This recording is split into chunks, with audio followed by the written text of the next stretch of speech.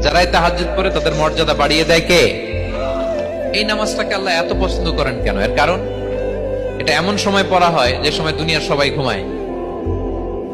দুনিয়ার সবাই কি করে? নিঝুম নিস্তব্ধ রাত, আপনি উঠে উজু করে নামাজ পড়তেছেন, তখন আপনি ঘুমান না, আপনি তখন আল্লাহর রঙে রঙিন হতে চান, কারণ আল্লাহও ঘুমায় না। সুবহানাল্লাহ পড়েন।